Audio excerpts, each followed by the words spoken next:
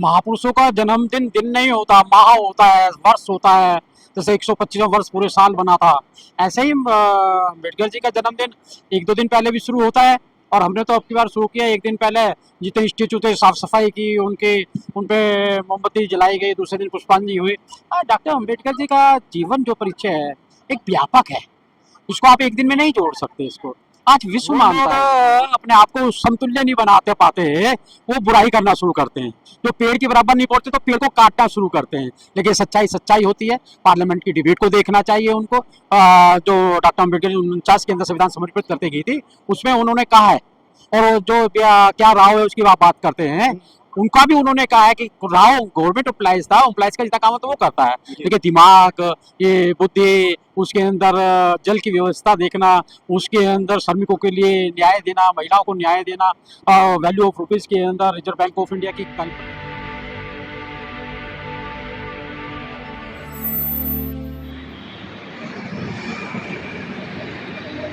जय भीम। मैं मेवालाल और आप देख रहे हैं बहुजन समय।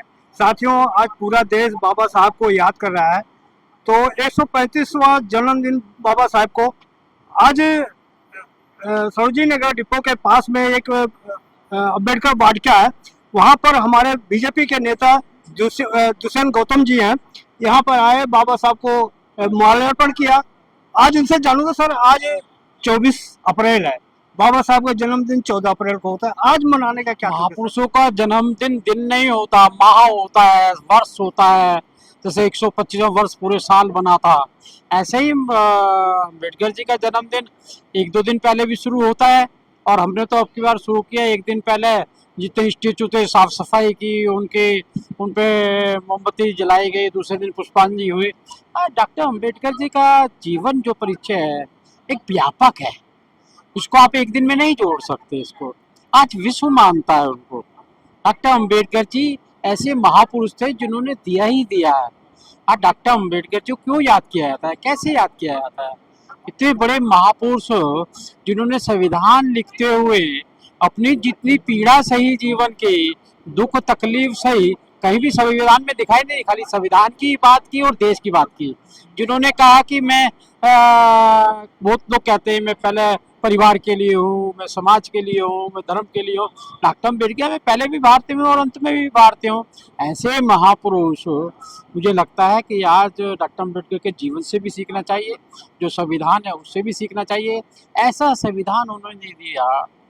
आज हम बांग्लादेश में देखते हैं, नेपाल में देखते हैं, श्रीलंका में देखते हैं, पाकिस्तान में देखते हैं, जब तख्ता पलट होता है तो खून खराबा होता है।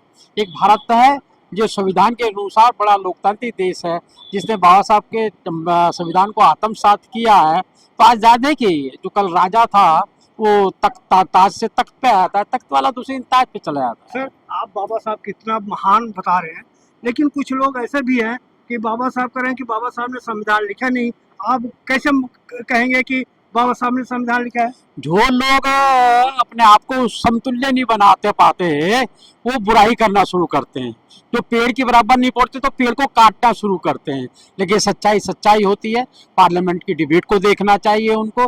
जो डॉक्टर अम्बेडकर 49 के अंदर संविधान समर्पित करते गई थी, उसमें उन्होंने कहा है, और जो क्या राव है उसकी बात करते हैं, उनका भी उन्होंने कहा है कि राव गवर्नमेंट एम्प्लॉइज था, एम्प्लॉइज का जितना काम है तो वो करता है, लेकिन दिमाग, ये बुद्धि, उसके अंदर जल की व्यवस्था देखना, उसके अंदर श्रमिकों के लिए न्याय देना, महिलाओं को न्याय देना, वैल्यू ऑफ रुपीज के अंदर रिजर्व बैंक ऑफ इंडिया की कल्पना करना, और जो आज देखते हैं हम वर्तमान का भारत, ये भारत डॉक्टर अम्बेडकर का बहुत बड़ा योगदान है। आप बताएं हमारे दर्शकों को कि जिस तरह से महिला आरक्षण आया तो महिला आरक्षण के ऊपर विरोध हुआ। कहा जा रहा है कि अगर कोटा में कोटा नहीं लागू करेंगे तो जो सांसद है, जो अफसर के बीवियां वहां पर पहुंच जाएंगे, जो SC ST OBC की महिलाएं वहां नहीं पहुंच पाएंगी। देखिए, गुमराह करने की जरूरत नहीं है इसमें। बाबा साहब जो आज लड़ाई लड़ रहे हैं, बाबा साहब ने तो हिंदू कोड बिल लाकर ये कोशिश की थी कि पुरुषों को सम्मान मिलता है, महिलाओं को भी मिलना चाहिए। और महिलाओं के लिए पहले मंत्री थे जिन्होंने इस्तीफा दिया था महिला को बराबर का सम्मान मिले। एससी एसटी का आरक्षण को कोई माइकालाल खत्म नहीं कर सकता।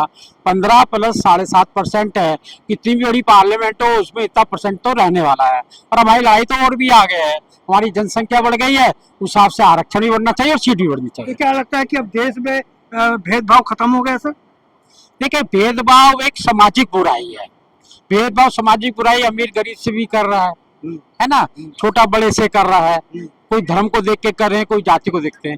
ये समाज का काम है। आपका समाज क्या समाज मिलकर उससे लड़ रहा है, संघर्ष कर रहा है। और आज हम देखते हैं कि मैं जाटव समाज से हूँ, मैं जब शादियां करता हूँ, ब्याह करता हूँ, कुछ फंक्शन करता हूँ, सब ब्राह्मण सभी जाति के लोग आते हैं। और जब वो करते हैं हम तुम सब लोग कहते हैं बाबा साहब ने कहा था आर्थिक स्थिति मजबूत कर लो, तो ऐसा सबसे बड़ी चीज होती है। इसलिए उन्होंने प्लान के समय भी कहा था कि जो गांव देहात में रहते हैं चाहते शहर में आ जाओ। तो इसलिए आपको जहां आरक्षण के साथ साथ आर्थिक स्थिति मजबूत करने की आवश्यकता है। सर लास्ट सवाल सर, क्या जमीन पर बाबा साहब का विचारधारा पहुंच रहा है कि केवल मंचों पर बड़े बड़े ये आपने अच्छा सवाल किया है।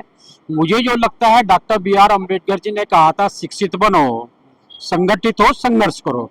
वो संघर्ष को पहले कर सकते थे, शिक्षित को बाद में कर सकते थे। जी जी शिक्षित करके संगठित होना है, संगठित में संघर्ष करना। आज हमें कमी यही है, शिक्षित हो गए सीधा संघर्ष पे उतारो हो गए, संगठित नहीं है। संगठित होंगे तो मुझे लगता है संघर्ष नहीं करना पड़ेगा, अपने आप ही लोग आपको नमस्कार भी करेंगे, आपको प्यार भी करेंगे। और जो वोट का अधिकार दिया है वो डॉक्टर अम्बेडकर को समर्पण का सबसे बड़ा भाव है। मुझे लगता है संगठित होकर जब दिखाई दोगे तो मुझे आपको किसी चीज की आवश्यकता नहीं पड़ेगी। ठीक है मैडम, मैं सवाल पूछ रहा हूँ। मैडम क्या आप कहेंगे महिलाओं के लिए क्या बाबा साहब ने किया है? देखिए, संविधान लाना उनका एक बहुत बड़ा मतलब ऐसी चीज़ थी जो आज महिलाएं सम्मान से जी रही हैं, ये एक बहुत बड़ा सामने उदाहरण है।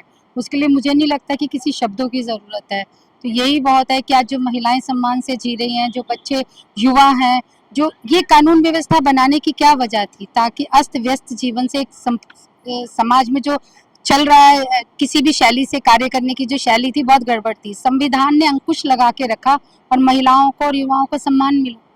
मैडम एक सवाल और था, जैसे बहुत से लोग कहते हैं बाबा साहब ने एक जात विशेष के लिए क्या काम किया, आप क्या मानती हैं? क्या संविधान ऐसा है? क्या कानून एक ही व्यक्ति को देखता है? क्या कानून के पास और जाति के लोग नहीं जाते हैं? ये सब उन लोगों की बातें हैं जिन लोगों के पास कोई कार्य नहीं होता, तो उन्होंने एक मतलब ऐसी चीजों को जो दिमाग में डालते हैं युवाओं के, जिनका कोई अपना खुद का दिमाग नहीं है या जो शिक्षित नहीं है, तो ऐसे लोगों को बहकाने के लिए इस तरह के सवाल हैं।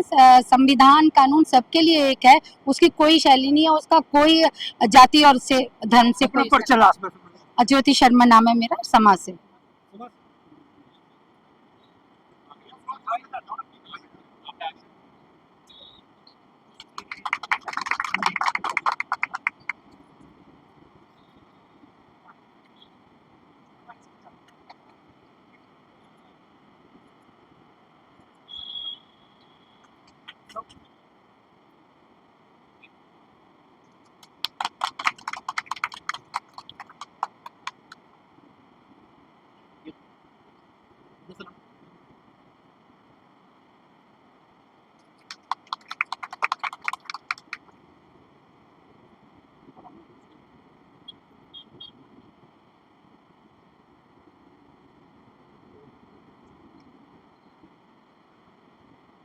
आलिया।